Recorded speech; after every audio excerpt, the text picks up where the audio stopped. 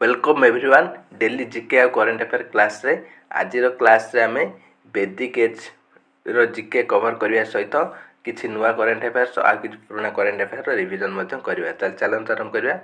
Which time period is known as Vedic age ताले केउ समय को वैदिक युग कह जाय ना ख्रीष्टपूर्व 1500 रु ख्रीष्टपूर्व 600 मध्य रे समय को वैदिक युग कह जाय मन रखबे ताले ये जो वैदिक एज या वैदिक युग को मुख्यतः दि भाग विभक्त कराई गोटे वैदिक एज एवं आउटेला लैटर वैदिक एज वैदिक युग एवं परवर्ती वैदिक युग ताले वैदिक युग क्या कह जाए ना 1500 बीसी रु 1000 बीसी पर्यंत समय को वैदिक युग कह जाए एवं 1000 ख्रीष्टपूर्व 600 ख्रीष्टपूर्व पर्यंत समय को परवर्ती वैदिक युग बा लैटर वैदिक एज कह जाए मन रखिए एग्जाम पाई most important Swami Narayan institute of medical science and research ताले Swami Narayan institute of medical science and research एवं इनाग्रेटेड होती अमित शाह द्वारा क्योंठारे ना गुजरात गांधीनगर ठारे देखो गुजरात गांधीनगर ठारे अमित शाह एवं Swami Narayan institute of medical science and research centre उद्घाटन कर मन रखिए सेपरी बागची द्वारा गोटे कैंसर हॉस्पिटल खोला जाइतिला से कि दान करले 300 कोटी टंका कोडना भुवनेश्वर ठारे बागची कैंसर हॉस्पिटल एटा मन रखिए ओडिशा जीके पई इंपोर्टेंट हाउ मेनी वेदज रिटेन ताले मोटे केतोटी वेद अछि ना टोटल 4टी वेद अछि समस्त जानिथिबे ऋग्वेद सामवेद चतुर्वेद एवं अथर्ववेद ताले India government started campaign for new voters ताले एबे आगो को भोट अछि एप्रिल मास होबा को अछि आपण जानिथिबे तेनु नुआ जो मानकर प्रथम थर पई भोट देबे से मानको भोट प्रति सचेतन कराइबा आग्रह जन्माय पई सरकार गोटे नुआ योजना स्टार्ट करछन ताले सेटा कोना मेरा पहले वोट देश के लिए ताले से नुआ वोटर मानको जागृत करिया पई या सचेतन करिया पई मेरा पहले वोट देश के लिए नामक गोटे अभियान भारत सरकार द्वारा लॉन्च होची जोटा कि हमर शिक्षा मंत्री धर्मेंद्र प्रधान यह कौन करथिले ना लॉन्च करचंती which place the Vedas are written ताले जो वेद गुड़िक केउ अंचल लिखा जाइतिला ना मन रखंतु ऋग्वेदटा मुख्यतः पंजाब अंचल लिखा जाइछि बाकी ऋग्वेद को छाड़ देले अन्य जो 3टी वेद रहिला सामवेद यजुर्वेद अथर्ववेद ए 3टी वेद गंगा नदी कूलरे बा गंगा नदी कूल अंचल लिखा जाइछि ताले इंडिया रो लार्जेस्ट टेक्सटाइल इवेंट ताले मन रखो एटा मोस्ट इंपोर्टेंट क्वेश्चन भारत रो सबठारु बड़ टेक्सटाइल इवेंट एबे आयोजन हो जाइछि भारत टेक्स 2024 भारत टेक्स 2024 एबे चालुछि भारत रो सबठारु बड़ टेक्सटाइल इवेंट कोटारे ना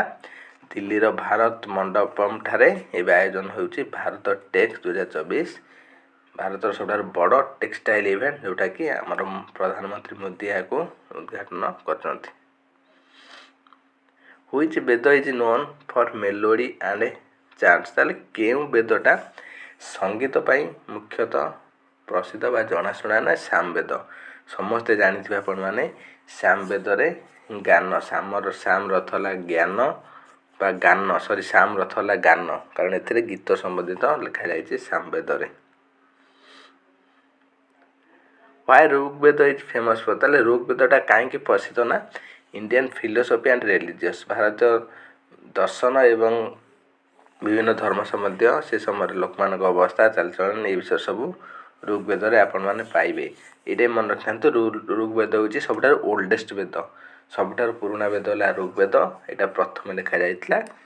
या परे आउटे लॉन्गेस्ट वेद मध्ये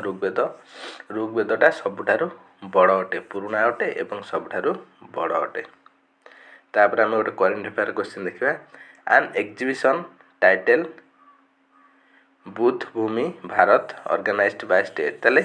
बुद्ध भूमि भारत गोटे मेला एबे आरंभ होईची बुद्ध भूमि भारत जोटा कि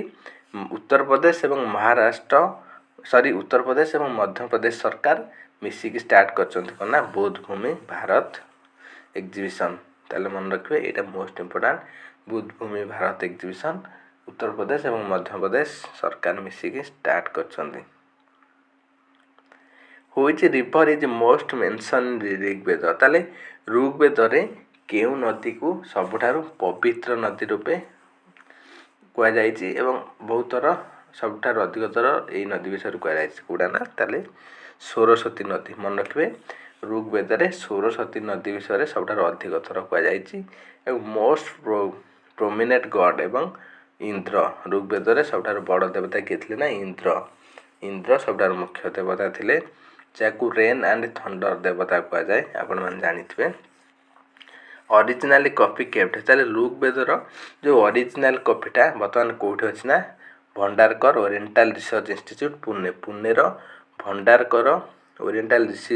ରିସର୍ଚ୍ଚ ଇନଷ୍ଟିଚ୍ୟୁଟ୍ ଠାରେ ଓରିଜିନାଲ ଋଗ୍ବେଦଟା ବର୍ତ୍ତମାନ ପାଇଁ ସେଇଠି ରଖାଯାଇଛି। ତାହେଲେ ମନେ ରଖିବେ ଋଗ୍ବେଦ ସବୁଠାରୁ ଲଙ୍ଗେଷ୍ଟ ବେଦ। ଏଥିରେ ହାମିନ୍ସ କେତୋଟି ନା 1028ଟି ହାମିନ୍ସ ସେଥିରେ ଅଛି ଏବଂ ଏଟାକୁ 10ଟି ମଣ୍ଡଳ ବା ଋଗ୍ବେଦକୁ 10ଟି ମଣ୍ଡଳ ବା 10ଟି ପୁସ୍ତକରେ ବିଭକ୍ତ କରାଯାଇଛି ଏବଂ ଏଥିରେ 10,600 ଭର୍ସେସ୍ ମଧ୍ୟ ଆପଣମାନେ ପାଇବେ ଋଗ୍ବେଦରେ। ତାହେଲେ ମନେ ରଖନ୍ତୁ ଋଗ୍ବେଦଟା କେଉଁଥିରେ ନା ସାଂସ୍କ୍ରିଟ ଭାଷାରେ ଲେଖାଯାଇଛି। ହ୍ୱାଟ୍ ଇଜ୍ ରିଟେନ୍ ୟଜୁର୍ବେଦ, ତାହେଲେ ୟଜୁର୍ବେଦରେ କ'ଣ ଲେଖାଯାଇଛି ମନ୍ତ୍ର ଫର୍ ଓର୍ସିପ୍ ରିଚୁଆଲ୍ସ, ତାହେଲେ ପୂଜା ପଦ୍ଧତି ବିଷୟରେ ଲେଖାଯାଇଛି ୟଜୁର୍ବେଦରେ। ତାହେଲେ ଅଥର୍ବବେଦ କାହିଁକି ନା ଚାର୍ମସ୍ ମ୍ୟାଜିକ୍ ସ୍ପେଲ୍ସ ଆଣ୍ଡ ଇନକାନେସନ୍ସ, ଯେଉଁ ଭୂତ ପ୍ରେତ ଏବଂ ଏହାକୁ କିପରି ଛଡ଼ାଇବା ପାଇଁ ଯେଉଁ ମ୍ୟାଜିକ୍ ଗୁଣି ଗାରେଡ଼ି ଏସବୁ ଆପଣମାନେ ପାଇବେ ଅଥର୍ବବେଦରେ। ତେଣୁ ଅଥର୍ବବେଦଟା ସବୁଠାରୁ ଲୋକପ୍ରିୟ ଅଟେ। 3 ସେମି କଣ୍ଡକ୍ଟର ପ୍ଲାଣ୍ଟସ୍ ଇନ୍ ଇଣ୍ଡିଆ, ତାହେଲେ ଭାରତ ସରକାର ଏବେ 3ଟି ସେମି କଣ୍ଡକ୍ଟର ପ୍ଲାଣ୍ଟ ଉଦ୍ଘାଟନ କରୁଛନ୍ତି। କେଉଁଠାରେ ନା